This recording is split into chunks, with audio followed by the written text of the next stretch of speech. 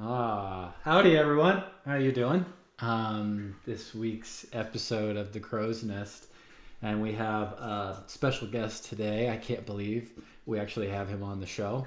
He's such a busy man. Ron Bat is on. Ron Bat. Wait, Ron Hawkins.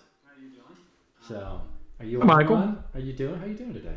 I'm doing good. Thanks for having me on your show today. I had a little feedback going on. I had my Twitch up so I could have another person watching the show today, and that's me. But I was getting a little feedback there. So how busy are you today? Are things going crazy there at Reaper World? Yeah, of course. Is this time for bingo? Yes. Busy as heck. I just got Dave just said, "Hey, Ron, dig up these invoices." So that's what I actually was doing for the last 45 minutes is finding invoices for Right. different things like resin for the 3D printers and whatever business card invoices, just all kinds of stuff like that. So you have to. I'm digging through my emails and yes, looking for paper receipts, and we still do that. So you're not doing the fun miniature stuff. You're having to do like real business world stuff. Yeah, Yeah, day to day, mundane business world that crap. sucks. Um, are we supposed to be having fun playing with miniatures here? Because Yeah, I missed that memo. yeah, that's what we're supposed to be doing. That's the whole I thing. totally Yeah. missed that memo. Like Hey, 25 years ago, I missed it. Jason's on. Bob and Julie are on. See that? Yeah. Purple Geekness says hello. Is it any other Twisted Doma's on? Ah, it's cool. Gene, There's Gene just joined on too. That's awesome. So today we have something kind of fun to show. This is an exclusive, a premiere of sorts. Are you ready for that? Are you ready for the oh, man, exclusive whoa, premiere? hey man, Are you ready? you're gonna blow your wad in the first 5 minutes of the show. You gotta hold on. Well, You got no, nothing but to I figure have out. since you've never watched the show, even though you said you've watched the show. Watch What portions what of it. what we do on this show is it's kind of like a paint club, like I was trying to explain to you before the show. But But I wasn't listening. yeah, I paint something and then we chat and we talk and we kind of have an interview show, but we also talk about, we also show painting things. So in order for me to continue on with the show of painting something, I have to paint something. So Which the thing that I not had planned painting was the exclusive premiere thing to show off. dude, that's the opposite of my show that I was going to do because my show is called Ron's Teaserama, where I talk about things and never show them. But you haven't seen the rest of the teaserama that goes on in this show. Is I tend to use paints that I'm the only one that has access to, and then I show off how badass these paints are that nobody can get to. That's maybe some old paint, some random paint that was only created that I didn't know. For one thing, like I'll show off the Procter Purple that nobody can get, but I use it all the time, or stuff like that. So, but I see. I so see. so Okay. we do have to spoil one teaser to begin with, but we'll come up with other ones while the Okay. show goes on, right? Too. Sure. So There's a billion things to tease, I there's guess. business. So this is what is this? This is the June free figure of the month. Awesome, awesome, and And I don't know his name right now because I lost it. Like, hold on, I'm looking it up. what is he? Um, What is his race? he's a half giant. Uh huh. Yeah. And his name is, hold on, Vamp. Vamp. And he is sculpted by Kevin Williams. Yeah. I mean, Yeah. Kevin Williams does not do a whole lot of people characters. Oh, he Now, doesn't. he's a half giant. I mean, he tends to focus in the Cthulhu world, but this is badass, and he's pretty dang big. I do not have a Sir Forescale, and I probably should, but he's a good size. This is comparable to the old Crusader guy from Warlord. Oh, yeah. I know his Yeah, name. yeah. This guy. Name's Mascar Stoneskin. Oh, this guy? Yeah. Mascar. Mascar Stoneskin. Oh, He's a half giant. Mascar I'm curious. Stoneskin. Yeah, so you were looking for Sir Forescale to hold up because he's big. Let's He's see. big. He is. I happen to have a copy right here on my desk too, Proctor. Yeah. How big is an actual stone giant? Out of curiosity, or is it He's about supposed? 40. He's Use your millimeter side. Use your millimeter side, uh Proctor. he is about 40. A little Bottom of the over 40. base. Bottom of the Go to base. there. Go there. Yeah, it's Yeah, around 43 millimeters, 20 42. pieces.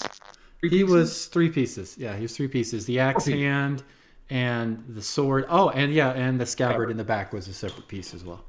Did you see the scabbard? It is all. That's not me doing freehand. Thank God. That's all sculpted in. Yeah. Yeah, so Kevin showed me that when he did it. He goes, I think I may have overdone it because this is so busy and so fine that I'm not sure that's going to come out in the model. Yeah, I it said, did. well, I said, yeah, maybe so. But I said, yeah, well, just leave it on there. Let's go for it. If it comes out, it comes out. It looks like it came out pretty good. No, it came out really nice and clean. It has a nice depth to it, which makes it easier to kind of line in the middle, and then you're basically, in a way, kind of dry brushing the top of it. Sidelining the brush and picking out little areas. It makes it a lot easier. It's a lot easier to have that than having to freehand it. So it was perfect. Yeah. Yeah, it was great. It was fantastic, and just a lot of fun little bits on him. And so, And you know what the best part about this guy is? Free. It's free. It's free. It'll be free next week. Free after a $40 purchase. After $40 is free. No, but you're getting $40 worth of crap or stuff, right? Yeah, then you get him on top of it. And if you spend $40, don't you get free shipping too? Yeah, after 35 you get free shipping. 40 you get free figures. This is just a Reaper commercial. That's all this show is. So listening to paint dry, that is Mascar Stoneskin. He is the new free figure of the month for June. Yeah. But he won't come on until June 1st, which I think is Monday. Is that right? Yeah, it's Monday. It's Monday. Yeah. So John was asking me today. John was asking me. He said, "Hey, people were asking about what the free figure of the month is." Well, hopefully they're watching this. Yeah. They're like, "Oh, I've got $40 worth of stuff on my basket, but I'm waiting for June to see what's new." This guy's new. 65 people now know that this is the June figure. You 65 are the select 65. Yeah, and including me and you, so it's about 63-ish. Justin. Justin. So it's 62-ish. Yeah, now it's up to 67. So around the 60s. Yeah. Shadow Spawn, $400 get you 10. Yes, absolutely. Yeah, get you 10. Get you 10. Did I say crap? I never said crap. Didn't mean it that way. Crap is it not necessarily a negative term? Yeah. No, it's definitely like you can say, "Oh man, look at all this crap I have," and be referring to your money. Yeah, true. Yeah. We are the privileged few. So, anyways, I'm gonna a bunch of paints on the palette cam right there, and I was just gonna start cleaning him up a little bit and getting him ready to go for pictures this week. There's some more little skin areas, and did a lot of NMM on the sword. The back of the sword isn't really done yet. And then some other just touch-up areas and what have you. But since we have the great Ron Hawkins on, and he took time away from his busy schedule today, what would you like to talk about, Ron? Nary Bunny, subscribe. Thank you very much. Appreciate that. Yeah. Tell me. Hey, man, I'm your guest. We're going to talk about whatever you want to talk about. Someone told me Gene was on here last week. Yes. Gene was telling classic Reaper stories. He was. I missed it. We talked about the poop van. Yeah. I heard about it. Yeah. He threatened to talk about Chicken Express, but we didn't get there. Well, we didn't get that's there your in time. story. That's my story. That's more of my story. But only Gene and I guess, and Jen Greenwald and Matt Clark have the other poop van story to talk about. But Gene and I were, I think, especially scarred because our pants were wet. That's just you just got Clark that day, right? We certainly did. Clark's bad. Well, and not to continue to talk about little inside stories or whatnot, but I did want to, and I think a lot of people, we do a lot of origin stories. We do a lot of talk about, how did you get into, and I've talked to Gene and Bobby and Jason about how they were doing traditional sculpting and getting into digital or whatever. But for you, I mean, you've been a dork your entire life, right? I mean, you were into comic books and you were into miniatures just like me, and we love the old heritage stuff. Yep. you were in college, right? So how did you, and you've told the story before, maybe a lot of people haven't heard it though. How did you get connected into Reaper? What made you, did you go in through the want ads and, you know, it was either Reaper or a Domino's pizza delivery driver, or what were your options at that time? All right, well, everybody get comfortable. Let's get back in the time machine to 1983. Oh, wow, 1983? Yeah. You were still in high school, right? I was in junior high. Junior high, okay. Junior high. And it was, gosh, I feel like I'm beating a dead horse telling this story, but we'll try to make it interesting this time. I'll try. We have an hour to kill, right? Okay. So it was around Christmas time, and I was in 8th grade, and we were going Christmas shopping, and I was with my mom, and went to a place called Best Products here in Dallas. Yeah. Not to be confused with Best Buy. No. It's called Best Products. Yeah. Right? Yeah. I remember that place. Yeah. Yeah, and so we went to the toy section, and we were in there, and there was an end cap, a bunch of boxes on it. And I'd always been interested in dinosaurs and monsters, the typical things that probably all of us are kind of interested in. Yeah. And I saw this box that had a dragon and these monsters and these warriors, and I was like, "What is this? I don't know what is this?" So I said, "Mom, I want this." She was like, "Maybe for Christmas." I was like, "Oh, but I want it now." She said, "No, maybe for Christmas." I was like, "Oh," and I put it back, and I pretty much forgot about it. Didn't even think about it again, except for on Christmas Eve when I opened a gift, and it was Caverns of Doom. My mom had actually purchased it right then that day when I turned my back and got distracted by something shiny, and gave it to me for Christmas. And so I'd never been into fantasy before. Monsters in general, yes, dinosaurs. But fantasy, I'd never gotten into. This was my first exposure to fantasy gaming, fantasy miniatures. And I played Caverns of Doom, had to teach myself. And so now we're going to get in the time machine and go back a little further. As I'm playing Caverns of Doom and painting the miniatures, I've never painted miniatures before. The brush they give you with the Caverns of Doom was as big as a Q-tip. It was huge. Yeah, it was. Eyes with things. It was ridiculous. So if I go back in time a little more, it made me think, when I was a little bit younger, I grew up in East Texas in a very small town of about 2,000 people. And there was a little place it's called The Salvage Shop. It was just a little building on the edge of town. It just had junk, just had stuff in it. And I remember one day I was riding my bike past. I rode past. I went in just to look around, see what they had. And I found this box of Dungeons and Dragons, the old core set, the basic set. Yeah. So it had the old I guess it was David Trampier art or David Sutherland art on the cover. Mm-hmm. David Sutherland. And I got it, and I took it home, and I ripped open the box, thought it would be something really cool because, I mean, it had a dragon on the front and a wizard and a guy. And I was like, this has got to be cool. What's in the box? Open the box. And it was just books of charts and these things called chits. I was like, what in the world is all this? This is insane. Who can play this game? Put the box back, threw it in my closet, forgot all about it. Flash forward again, back to the heritage stuff. As I'm painting the miniatures, I said, oh, this reminds me that Dungeons and Dragons game that I have in my closet that I never learned how to play because it looks stupid. I'm gonna dig that out and learn how to play it. So I dug out the box and just forced my brain to figure out. I was like, "There's no game board. There's nothing. It's just charts and numbers and stuff." So I got my friend Joe, who is also a big comic book nerd like me. I said, "Joe, let's figure out how to play this." So he and I figured out how to play D&D, and once that thing bites, once the fantasy bug bites, yeah, and it never lets go. You know? And that was it for the rest of my life. Is just this love of miniatures and fantasy gaming industry and things like that. And so okay, let's fast forward a little more. Yep. So played D&D, painted miniatures all through high school, junior high school, college.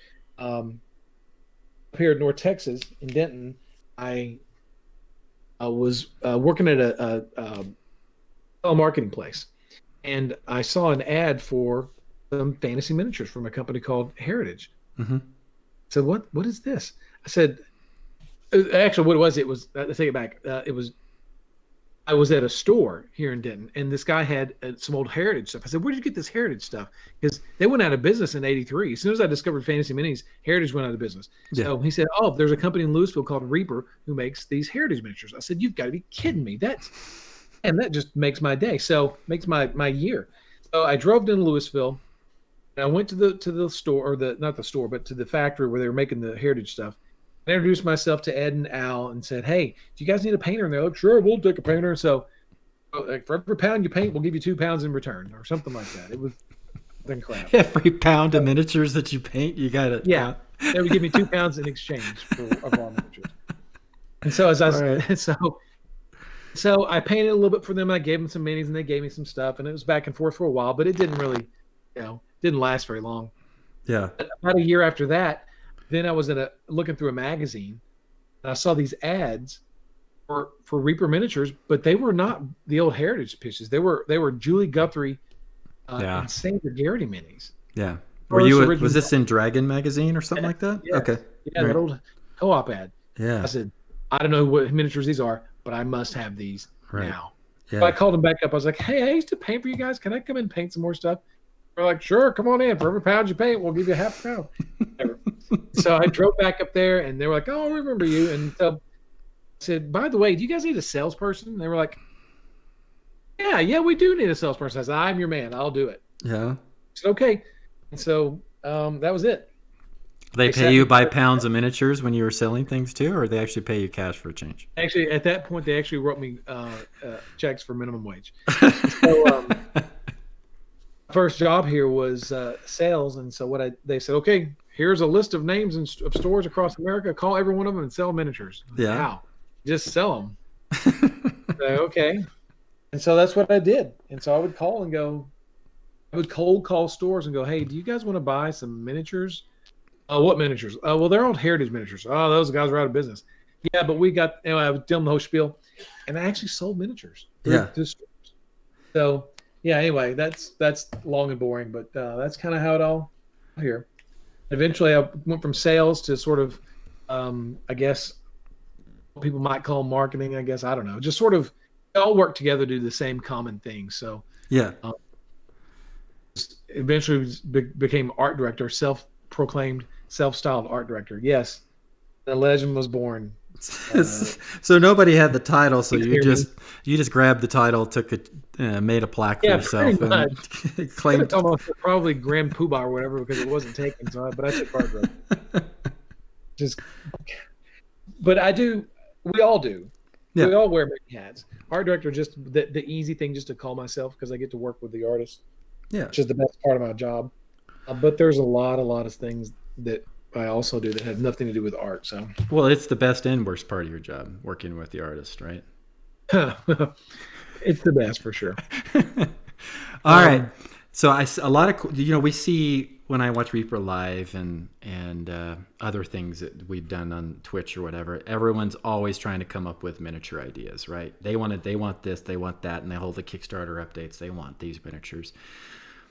How do you, because you do come up with the majority of the ideas, right? Like, this is what I want. So how do you know when, all right, I'm going to do this line of Greek, like, how'd you come up with the Greek idea? Or, when is it time for you to shift to something else? Are you inspired by another line of miniatures out there? Or okay. Does that make sense where I'm going with this? I'm kind of all over the place, but so I'm gonna can we table that for a moment? Yeah. Because there were a bunch of comments that I think I missed because Player Crossroads said it, and I'm just ignoring her comments. And you're the Grand Poobah. That's your new title. And then Twisted Oma says, if Ron wasn't doing this, he'd be probably doing the world's best used car salesman. Even Holt says, I think Ron misses True calling a nude interpretive dance. That's horribly wrong. Yeah. No, your little dance that you did was pretty fantastic. The Running Man thing. Yeah. That's a great story, Ron. That's people. Jeff Higgins is correct. Feed him alcohol at ReaperCon. Yeah. That's how I tell a lot of stupid stories. As Jeffrey Fullwell knows. But also, Kevin. Kevin's across from my office, so I can see directly into Kevin's office from my office. Yeah.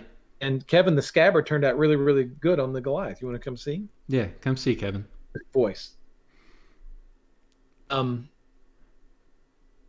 he's coming in here to take a look at it. Oh, there's a question on this being a wet palette or not. It is a wet palette. It's just super watery. It's got a yellow sponge and parchment paper. Just voice chat. Yeah.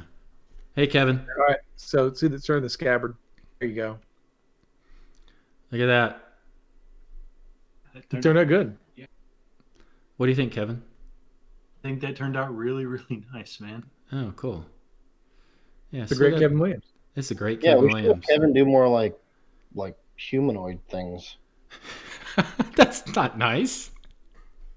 I mean, it looks good. I mean, I just. Oh, you mean like do humanoid miniatures, not do humanoid like activities in his real life, but sculpt more. Well, that too, but no. Yeah, no. Kevin's blushing from all the praise he's getting. So. Oh my God! Right? I mean, it looks fantastic. So. Everybody loves it. Everybody loves it. And Kevin is giving these away for free next month. Yeah, he is. Kevin. Yeah. If you send an order and you order this one, Kevin boxes it up himself.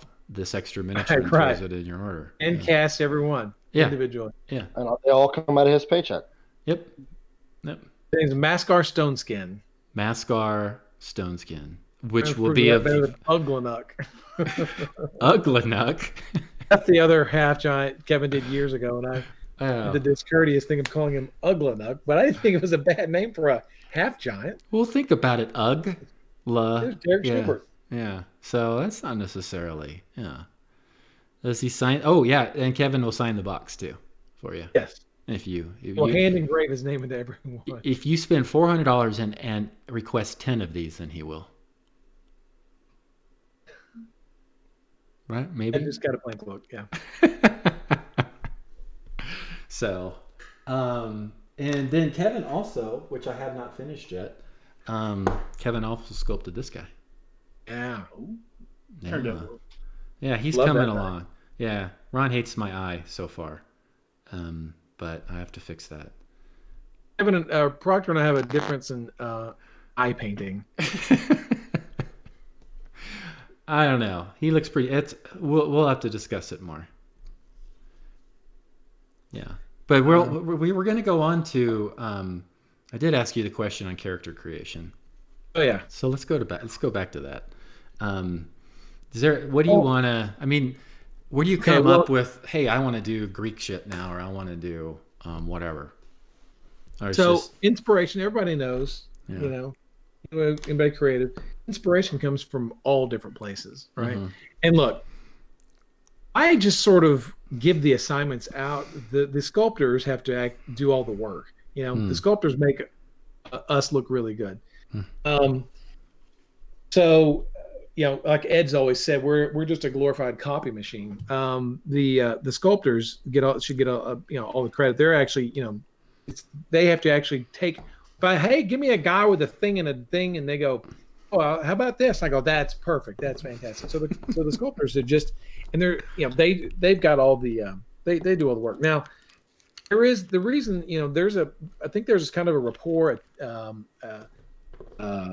connection that I've got with what I call my team of sculptors, because I think we all kind of get it as far as the same, I guess, shared vision, if you want to call it that. I hate to overthink this, but we all kind of think along the same lines, and so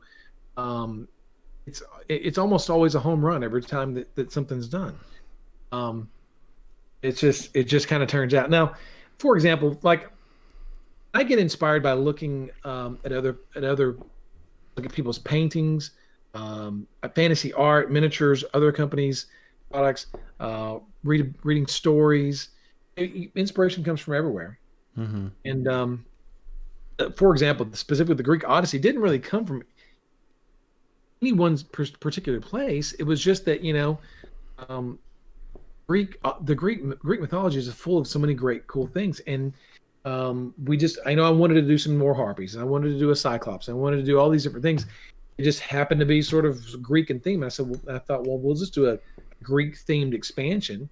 The trick is to try to fill it up, to get it full, to get it, you know, let it have enough mass to be worth price of the expansion in the Kickstarter.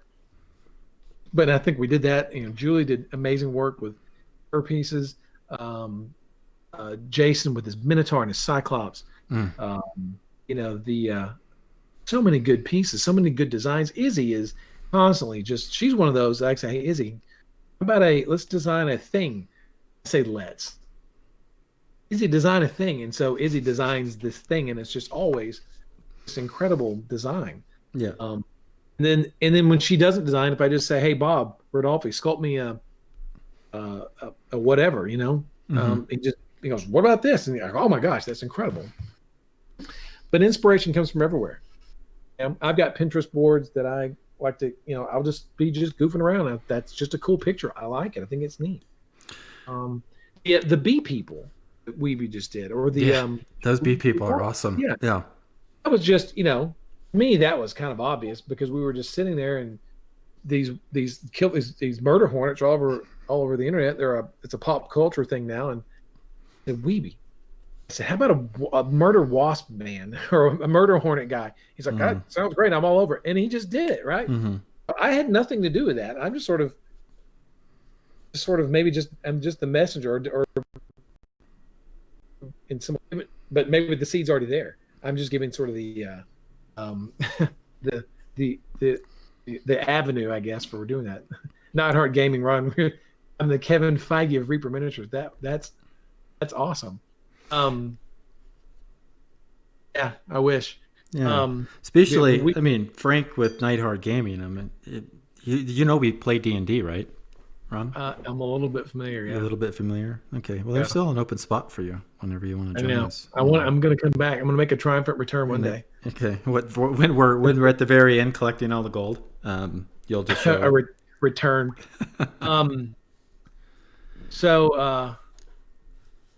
Anyway, so yeah, and I said, when Weeby did the murder hornet guy, like, that's cool.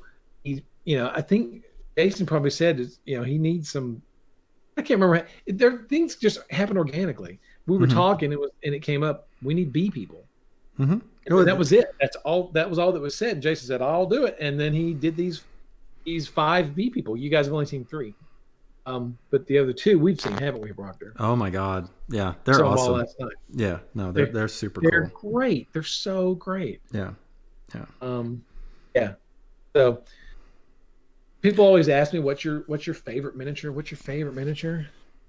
My favorite miniature is the next miniature. Yeah, it sounds jaded and kind of boring, but it's actually the truth. Bobby sent me a turnaround this morning. See, my favorite miniatures were the bee people from last night until this morning when Bobby sent a new turnaround for a new figure he just finished. Well, that's my new favorite miniature. Yeah. And now Gene's working on some stuff. I'm sure that was going to be my next favorite miniature. When is this guy going in production? That's a good question. It's not one of my favorite miniatures.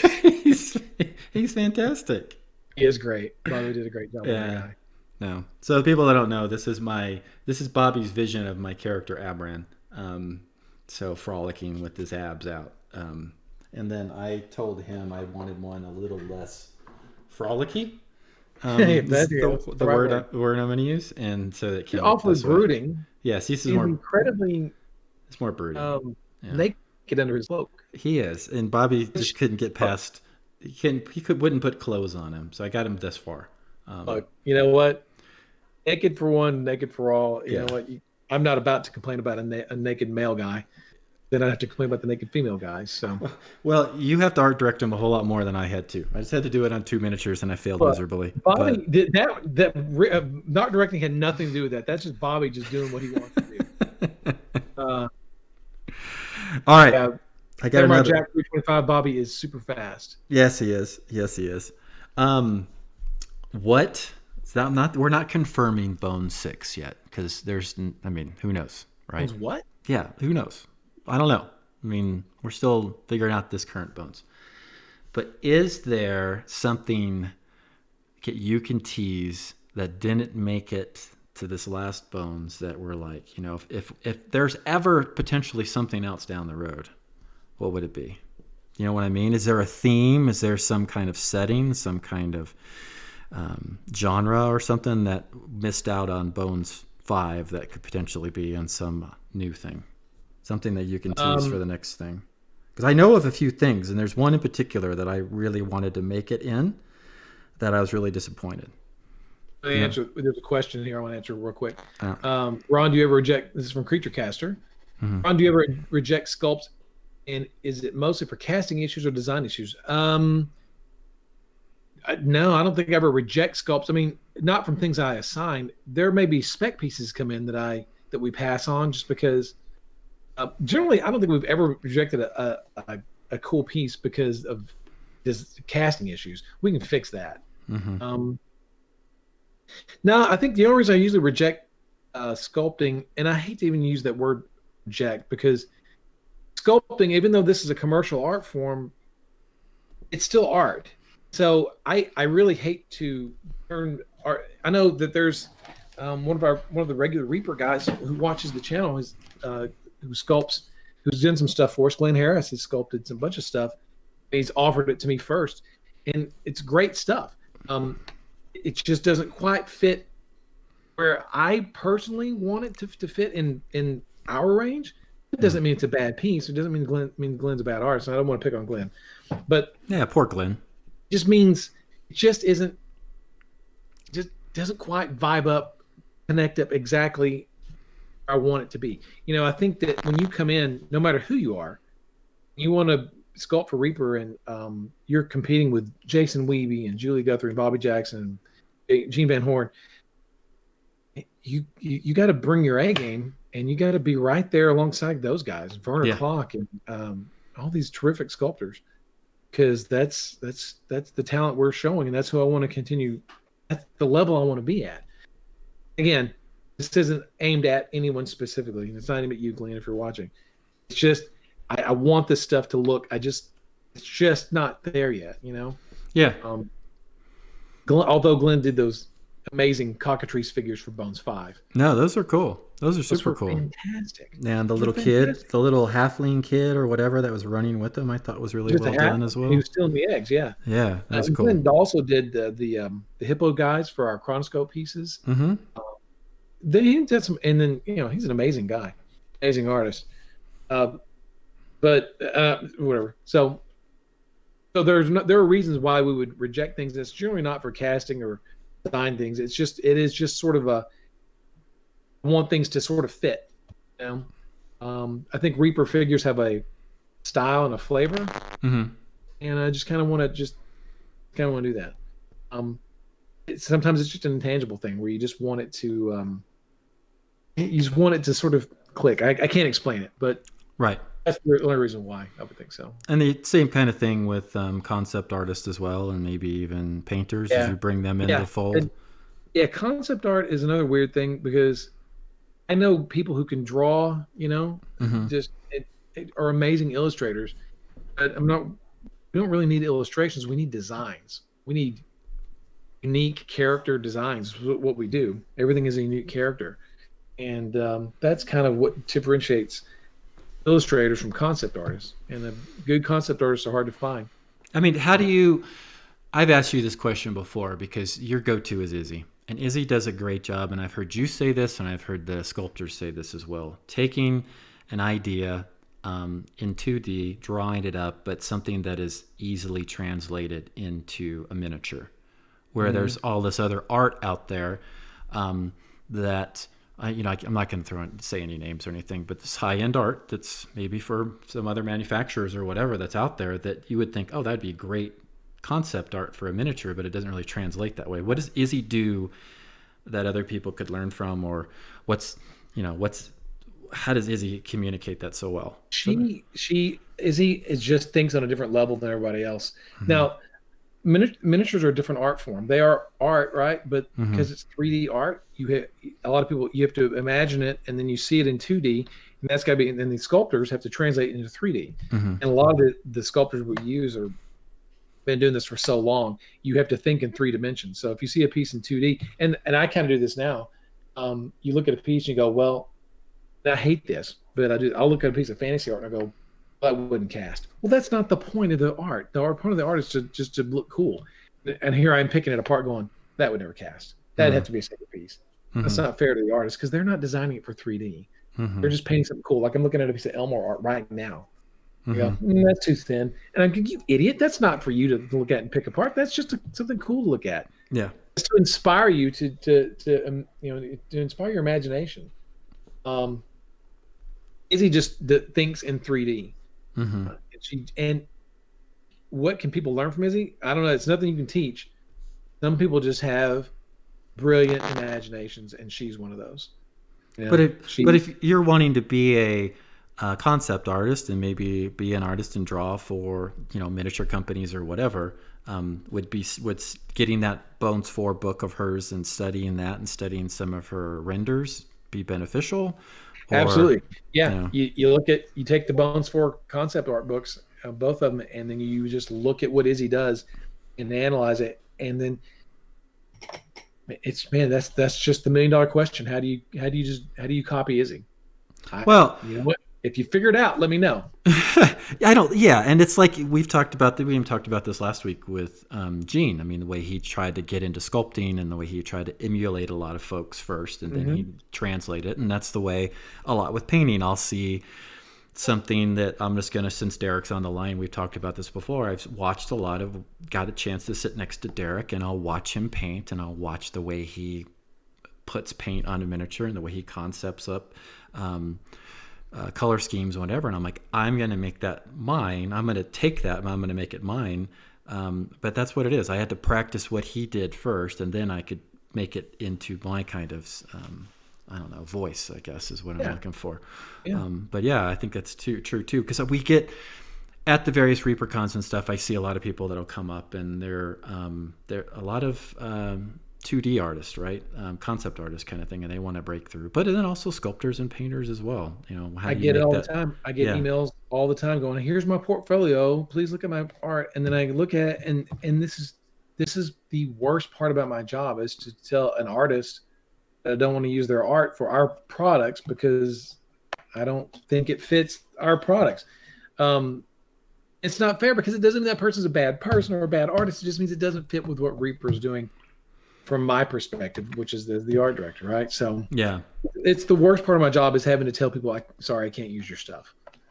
It sucks because people work hard on their art, Right. They work so hard. Right. And sir, look at my art. Well, you suck. Get out of here. But I never do that. I always am just so sheepish when I have to tell someone I don't want to use their or don't want to use their stuff. Yeah. It's just terrible. What? Not that I'm getting his question. Oh yeah, I saw that. What did you think about that? No question, long one. I always look at Reaper miniature figures, and for the bulk of what I see, it seems they are both easy to paint in the cracks and crevices and a fairly dynamic pose. I look for static pose or hyperdynamic poses like leaping through the air. I generally find them in the other manufacturers that on purpose. I generally think an attitude pose is a better pose for a miniature. This is just my perspective, though. This is just my opinion. That doesn't mean that I don't like dynamic poses. I think just like this. Oh, I'm being summoned. Hold on a second. Vamp Proctor. Well, that's Adrian Hawkins on actually the hardest working person at Reaper. That's tapping him in. But I'm back. All right. Well, my boss called me. Oh, speaking of dynamic poses, I mean, if you really, looking for the next dynamic pose, there you go, right there. There you go. There you go. But let's go back. So you like more static pose? That's what you're saying. Attitude pose. Attitude pose. I call it attitude. But it's not necessarily, you're not rejecting things per se based on casting, based on, that's going to be so many more pieces. If it's a cool miniature, it's a cool miniature. Yeah, for example, and that's just my basic overall thing. Now, I on my desk, I've got so much stuff on my desk, but the one thing I caught my eye talking about poses was Julie Guthrie's Banshee Bones 4. Mm-hmm. We did the Ghost Pirates. Oh yeah. Those are cool. Gosh. Yeah. I did the bases. Julie sculpted the figures, and this Banshee is just flying through the air. It's got attitude too. She's gonna rip your face off, but it's just beautiful, flowing, a lot of movement. I'm not gonna reject it because of that. I'm just saying, I just kind of like attitude poses. Excuse me. But you also like dragons with their mouths closed. I mean, open, right? I like both. Okay. There have been some edicts that come on high that say you do this. Yeah. And I go, okay. Edicts above your pay grade that are coming down, rolling down the hill upon you like a giant boulder. I get to make a lot of decisions, have a lot of autonomy over what we do. But every now and then, some people will go, "Can we get a thing?" And we can do a thing. We'll do it. Whatever. I saw a question on how did the bus sell for Bones 5? And will we see more from Reaper? Okay, so that's a selfish question for me too, because they did okay. I think we were probably should have done things a little bit differently. If we ever do busts again, we will do things differently. Mm-hmm. I think Jason Weeby's Grudge bust probably the flavor we need to go with next time. Not specifically just dwarf, but the size and all the great amount of character that Jason packed into that piece. Yeah, different textures, different things he put on that dwarf. And I think if we go that way again, that'll be the direction we'll go with a more characterful, bigger busts. I think that the ones we did were nice and they were beautiful. They're gorgeous. Oh yeah. I've seen the one that Ann painted. Mm-hmm. I think Rhonda painted one of the other ones. They're just fantastic. But I think that people are probably looking for, when you say bust, mm-hmm. it could be anything. Mm-hmm. It could be anything, as long as it's a bust. But I think what Reaper probably needs to do is go with a more exaggerated, untextural, detailed type of model. Right. I think that may be what people are maybe looking for. But for those people that haven't seen the dragon bust that Julie sculpted in person, it's worth it. It really, really is. It is so. It's such an awesome sculpt. I'd love to see one in all of the colors. Right. Julie's dragon bust from Bones 5. Man, it's a steal. Yeah. It kicks over the price. It's a steal. I always get a during the show. So. It's so cool. It's such an amazing piece. That and I think busts like this is probably what we need to do more of. Is things like this. Yeah. No one's really doing this stuff, and I just thought this was just such a cool piece. This dragon bust by Julie, and I love to see it. It's killer. Yeah, and I joked about the mouth being closed because you don't see a ton of that, and I just think it's really neat. But yeah, I've got a couple other ones of this, and I want to paint them up in different colors just because they're a fun process if you want to do big to push your color use and throwing new colors into miniatures and expanding that if you feel like I just feel so constrained or afraid to go crazy in colors. Grab one of these things and it'll just start throwing colors on there. Cool thing about this piece for the Kickstarter, you can paint it like this, like you did, Michael, and it's just an amazing piece of art. Mm-hmm. Or just paint it stone and use it for terrain. Like totally like stone bust outside of a guard gate or something like that. Yeah, super cool. Oh, hey, Gene. Yeah, Gene says he's looking at his gold, emphasis his. Uh-huh. Sophie, right now, what's your point, Gene? What's your point? I think he's throwing down the gauntlet. Ringed Raccoon, I have a question for Ron. Do you prefer black and white design or color? I like black and white personally, but it doesn't matter for what we do. I think black and white is like comic books. When you look at it, the comic artists, it's more pure in the black and white form. The colors, to me, can kind of distract from the actual bones of the art, but I'm just talking nonsense. Hey, I wanted to show you something that you haven't seen yet since you didn't watch last week's show. Why do you keep saying that for? Yeah, Ooh, look at there. He's all done. When does he get released? Do you have any idea? Oh no, I have no idea. Yeah. He's got a little OSL going on here and a little cold on this side. Thanks. For Gene or for Reaper? It's for Reaper. Oh, Yeah. hello. Thank you. Yeah. So I've had him. Well, he's a print, so he's yours. Print? Yeah, I don't think he was even a resin. Maybe he was a resin. I don't remember.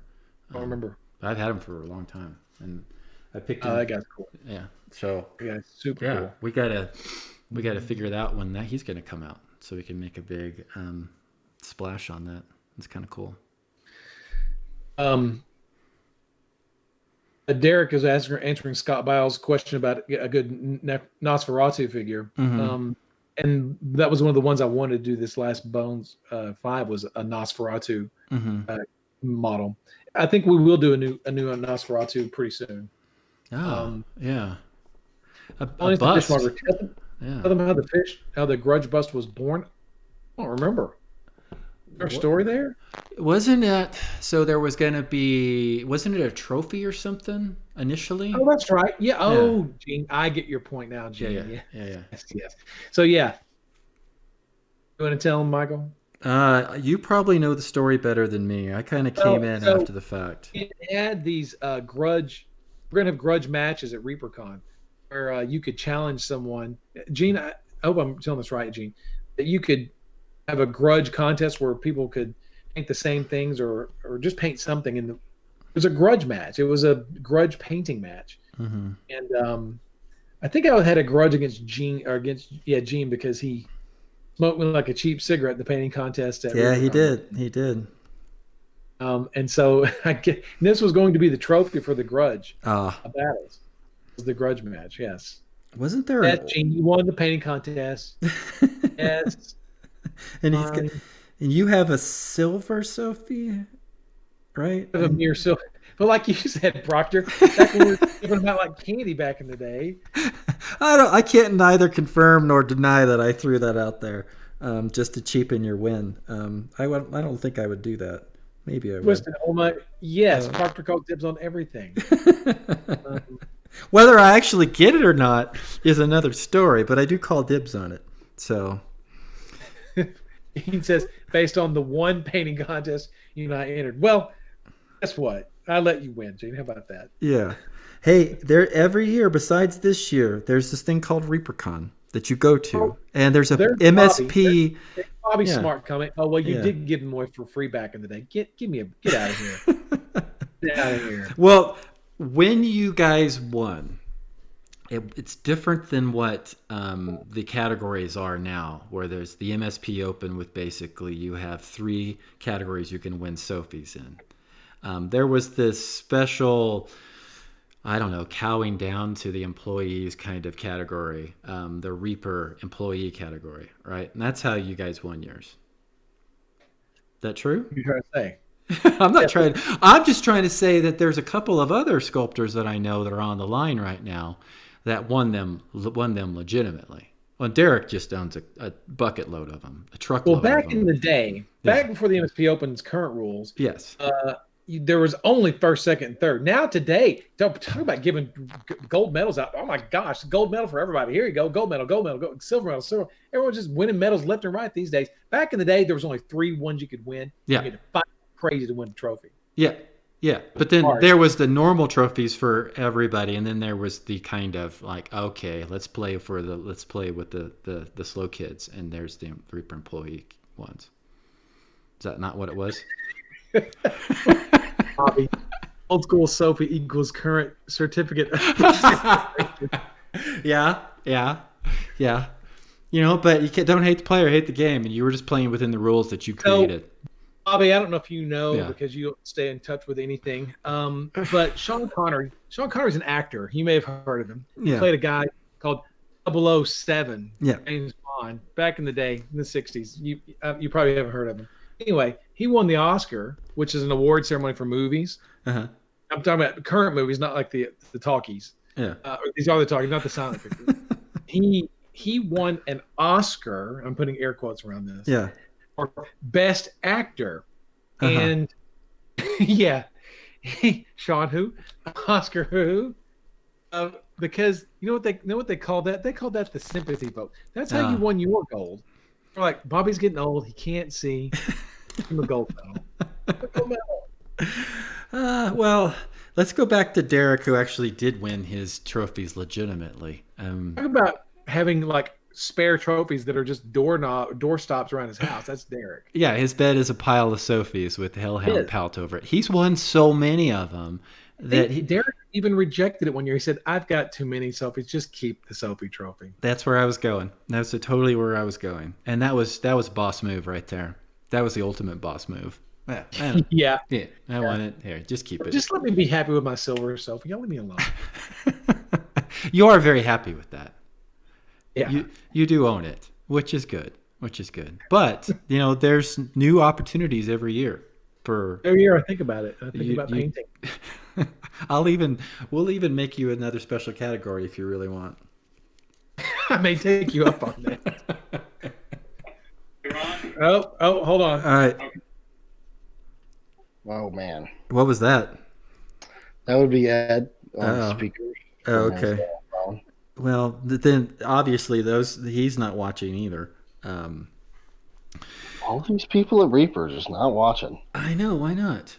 So he's coming along pretty good. Did a lot of textures and stuff on him. I mean, again, the scabbard thing, which you've talked about a lot. I don't know. Is that better in focus? Can you see? Yeah, it looks pretty good for me here. Yeah, it's kind of hard to tell.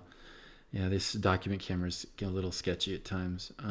But that's kind of fun. Hey, Frank, how you doing? Yeah. So there's pretty good. Will there be any trophies this year? I don't know. I don't know how. I think it's going to be more of a popular vote kind of People's Choice Award kind of competition, but I have not been involved in that at all. And if it is, it'll be, I'm guessing that it won't be actually Sophie's. It'll be some, one-off trophy for this kind of online ReaperCon kind of thing. And then the actual Sophies are kind of prestigious. So let's make sure that, we award those when we can see them in person and make sure there's what we're seeing in person is what's really there kind of thing, if that makes sense. Frank invented a drink last Thursday on pregame. I'll be drinking it this Friday. It's a Reaper Collins. Yeah. Ooh. Yeah, send out the recipe. Maybe we can do that. Because this Friday is Reaper Errant Part 3. So, Justin, you're going to be joining us again? I believe so. And we got Gene back from the grave. So he's going to be on as well. And then Rhonda. So we should have a full 6. Is that right? Yes. Actually, that's right. Yeah. We're going to have a full party this time, which is pretty cool. Yeah, pretty cool. But I wanted to... is Ron not back yet? Is he off with... No, I think he's still talking to Ed. Yeah. Yeah, so Derek, the browns and grays that I'm using are, and I try to go over the colors as we go through, so thanks for that, is my go-to grays, especially for skin, but really so many things. If I need to do something gray that's kind of warm, I like dusky skin. It's just easy. You can take dusky skin and you can take blue liner, throw in the shadows. You can throw brown liner into the shadows, or even if you want to add a little warmth to the dusky skin, since there's not a lot of warmth in the color. It's a warmish color, but add a little more kind of flavor to the volume of the skin. I like to throw in ruddy leather as well. Okay, You've seen me throwing that in. So yeah, we were just vamping on paint colors now. That was what we call high-level talks around. Oh yeah, what was decided? What Ed and I were talking about something so top secret I can't even tell you guys. Oh, okay. Right. Oh, is it where you're eating tomorrow? Do what? You say? I missed what you said. I said it's where you're eating for lunch tomorrow, right? Yeah. No, it's not it. Oh. What did I miss? I was just going over some of the colors. I was talking to Derek, and Derek was asking some about the colors I was using on the miniature. And then some of the browns and stuff were I used ruddy leather and NMM gold, shadow, driftwood brown, or some of the other colors, shield brown as well. Those are all colors that are available this week, as opposed to last week when I kept showing colors that weren't available yet. So what do you know on the airbrush? New airbrush There was a nothing. anything? I mean, it's not BSing everybody when he says he hasn't heard, and he's not dragging his feet. Reapers, and I don't think Badger's dragging their feet either. Mm-hmm. I think it's just a matter of just everyone's so busy just trying to keep up with what they're doing. It's just things just keep sort of falling to the side, Yeah. I see the correspondence between Badger and Reaper, and it's just tag. It's just email tag or phone tag, and it's just. We've seen the airbrush. We've held it. We've looked at it. It's cool. It's super cool. Yeah. So, it's really cool. It's just my personal goal was just for me. I just wanted to make sure we had it for ReaperCon. ReaperCon was a thing. So I didn't know if we were going to make it in June or July. I mean, I don't know. I have no idea. But in my mind, I was going, as long as we have a ReaperCon, I'll be super happy. And I still hold to that. If we can have it by Labor Day weekend or before now, a little bit before, I'll personally be happy with that. Now, if it makes it in June or July, cool, bonus. That was just my personal hope that we'd have it by then. But there's nothing new to report, unfortunately. And I hate to, that's why I hate to even bring products up like, hey, we're going to put out this thing. Then it just, I'd be like, where's the thing? We shouldn't have said anything to begin with. Yeah.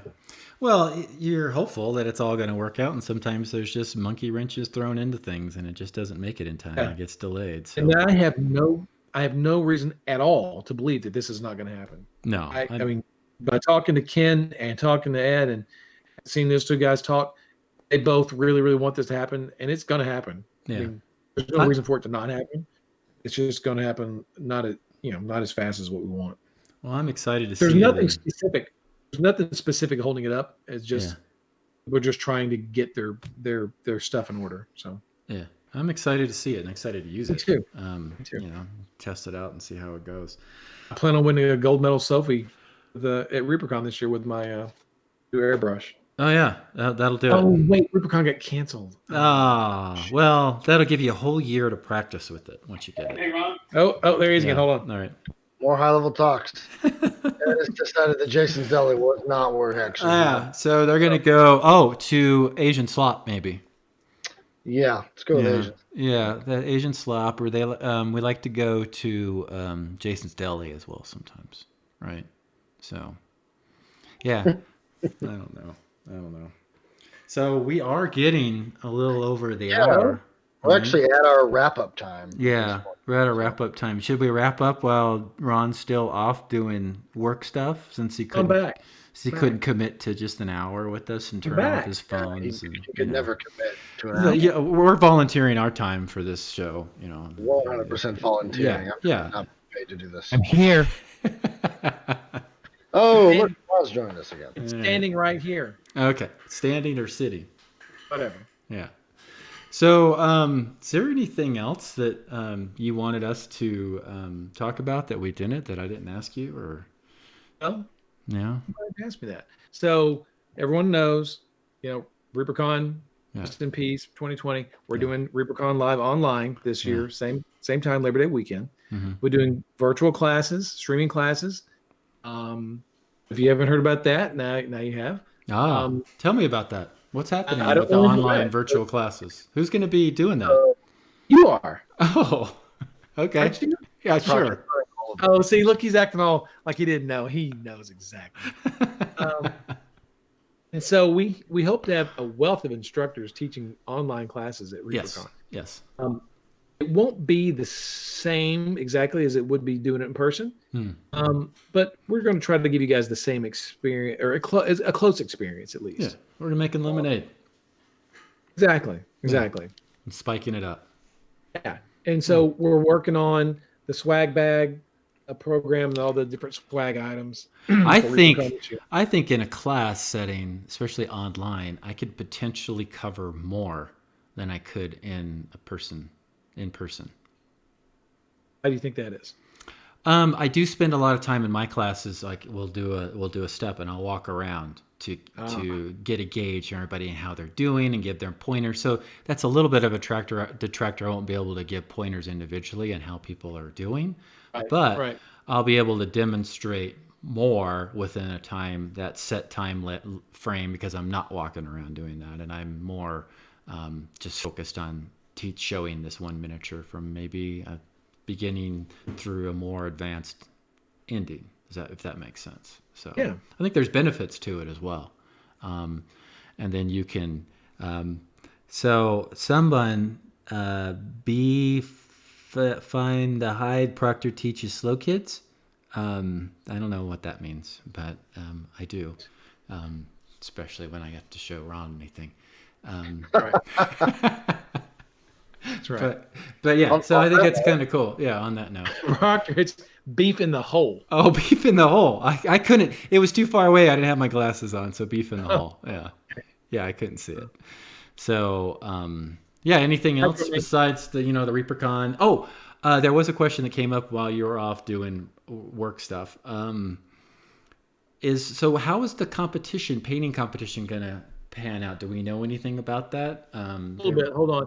Hydromain says, will the classes be recorded so we can watch them later? Also, yes, that's the plan right now. They'll be in perpetuity.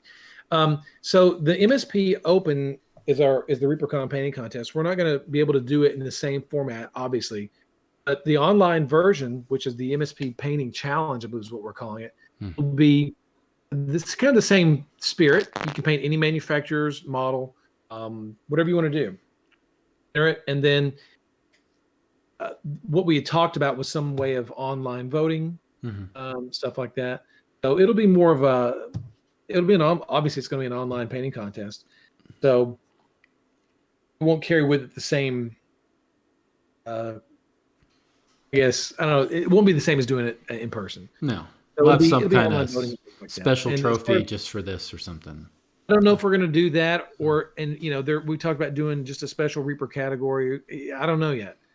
We've had internal talks, but we haven't made any decisions yet. But it's called the MSP Painting Challenge. Cool.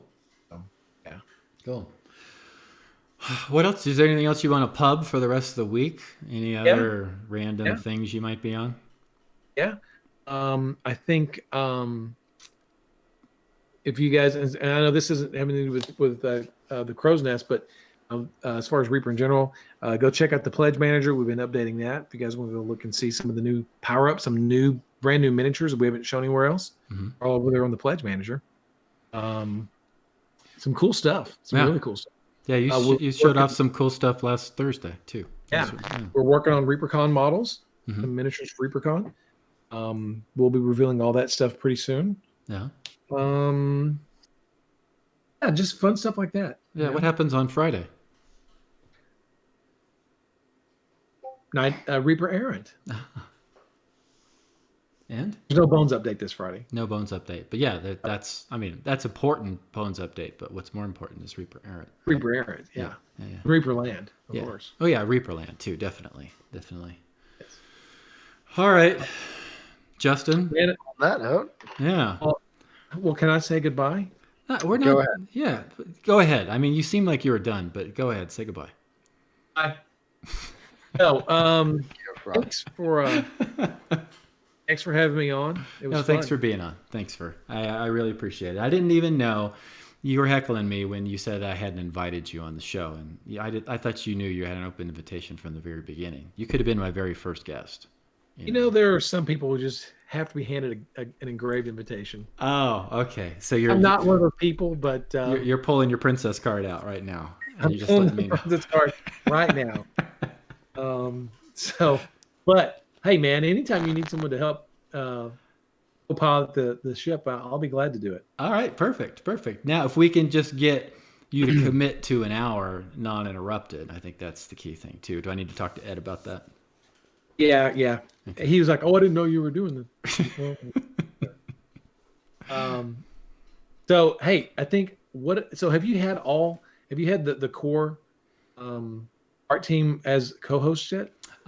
Yes, mostly. I have not had Derek, and I have not had Bob and Julie yet, and those are my definite plans to get those guys on as well. I haven't had Kevin Williams. I consider him core. I haven't had Izzy on. I consider Izzy core. Jen Greenwald. So we got a lot of other people that we can line up. But I think I've been threatening to get Bob and Julie on separately. I'd like to get them on separately, and selfishly, from the standpoint I can get 2 shows instead of 1 out of them. There you go. But also, yeah, Bobby, yeah, what a cheese eater, and I am a suck up. But that's called, Jackson. That's called being nice and being a friend. It's not a suck up or a cheese eater. It's actually being nice. So take this, go back and rewatch it, and then you can learn to be a little bit nicer in your life, Jackson. But anyways, yeah. There's a book called How to Win Friends and Influence People. Yeah, and Bobby didn't even crack the book on that. He didn't even open it up. So, hey, you have what do you have? What box do you have that you're sending me this week? Tentacles. Yeah. Oh, eye stalks. Eye stalks. And anything else? Daryl printed those last week and cleaned them up like I asked him to do, and he did it exactly on time the day I asked him to do it, and I've been sitting on them for 4 days. That's if there is another picture of Reaper, that's pretty standard. That's it right there.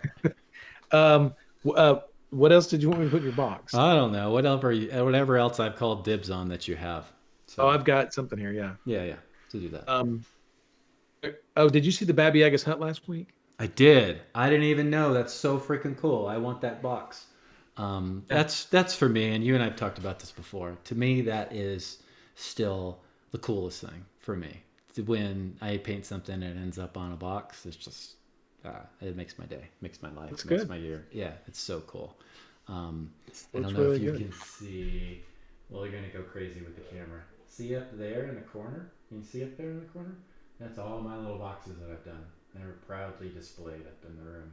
So that's fun. It's always fun to do, not to show off. What a collection you got there. Yeah, so cool.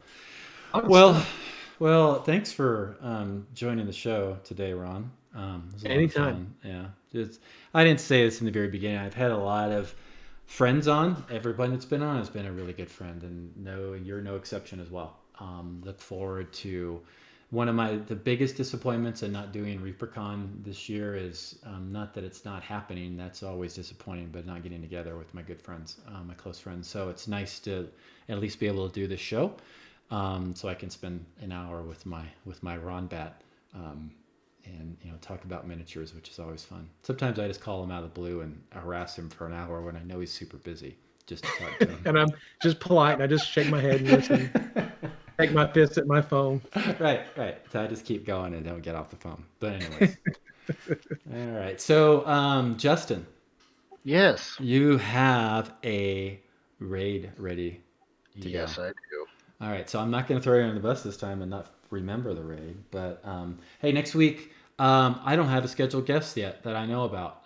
So we got to work out the details on that. So I can't pub our next week's guest, but hopefully there will be somebody. It's a special surprise guest. Special secret surprise guest that we don't even know about yet. So thanks again for watching, and see you next week. And see you on Reaper Air on Friday. Cheers. Yes. So we have our normal scheduled shows this week. Yeah. Which I think that's what Proctor was getting. Oh, yeah. So we have tomorrow's Wednesday. So every day is Ann Day. So correct. There'll be an Ann show at what time? 11:30 Central. And right now we're doing Reaper. You guys are doing Reaper live planning, so there's not a Wednesday afternoon show. Correct. All right. See, I got that one right. And then Thursdays are Ann again, because Ann's Monday through Friday, right? Yes. And it's called Reaper Toolbox with Ann, and she's always painting something super cool. And you going through all the fine details, which I just kind of gloss over in my show. And then there's this new show called Reaper Live. It's got a few people that watch it. A couple of hosts on. There's like 5 hosts now, right, Ron? It's a ratings bonanza is what it is. It's the #1 show on the Reaper channel. So on all of Twitch. On all of Twitch. Yeah, it's even when it gets posted up to YouTube, I mean, it's hitting high numbers on YouTube as well. All right. So yes. Oh yeah. It's fantastic. You guys, how are you dealing with all this internet celebrity now that you have? It just, Yeah. Just another day. Yeah. Another day in the life. It's part of the job, man. Yeah. You know how it is. Yeah. As soon as you get too big, Adrian slaps you back down a little bit, right? Yeah, Fantastic. nobody gives a damn. So anyway, real quick, Yeah. show for Thursday. We have Sadie's show on Thursday as well. Which is I haven't finished yet. So we have a show on Thursdays with Sadie. Painting Platinum. See? At least I remembered the name. Ron, what's the name of this show, Ron? The show you're on right now. Crow's Nest. Okay. All right. You couldn't remember that last week, so I'm glad you got it this Since he's never watched an episode. So then, It's not true. So we do Ann's Toolbox, then we do Painting Platinum, and then we do the Reaper Live thing. Correct. And then on Friday, we do Ann again, Toolbox, painting something amazing. And then we do Reaperland, right? Reaperland. Correct. With Brother Dave and John. And then do we go directly from that into the most popular out of the blocks #1 hit show, Reaper Errant? Does that start right after Reaperland or shortly after it? So this Friday, for instance, I realize that it's not the first or the third Friday, which is what's important for Bones 5 Live, correct? Yeah. For an update. So we will not have an update this Friday. No. No Bones. No, we already talked about that, Justin. Were you sleeping Correct. again? No, I was here. Okay. I was reiterating in case someone just came in. I don't want people showing up thinking they've got Reaper Errant and also should have a Bones 5 Live. No. So they won't have that. Sometimes though, but not always. Correct. Sometimes, but not always. Since our D&D game is basically every 2 weeks, regardless. It's like when Easter's on. You never really know. Yeah. There you go. Perfect. Thank you, Proctor. So what we have is, in this case, we'll have Reaperland 3 to 4, and then I believe that Reaper Errant is not slated to begin at the earliest until 6, so there'll be a little bit of a break. But don't go anywhere. Just keep Twitch on. Don't go anywhere. Correct. Yeah. Okay. Because that's a lot of fun, and I'm glad that at least 2 of the 3 of us participate on that show. Great. Anyway. All right. Thanks again. See you next week. See you on Reaper Errant. Ron, thanks a lot, buddy. I'll wait for the box and the tracking number. And cheers. See you guys next week. Bye. Thank you guys for showing up. Keep being awesome. Spread the Reaper love, and we will see you guys. Wait, who are you rating? We are going to be rating Paizo as soon as you take us to the ending screen. I had to reset it 3 times because our outro was very long-winded. So I could basically just keep this rolling forever. Until I hit the end button. But All yes. right, 3, 2, 1. We're going to stream.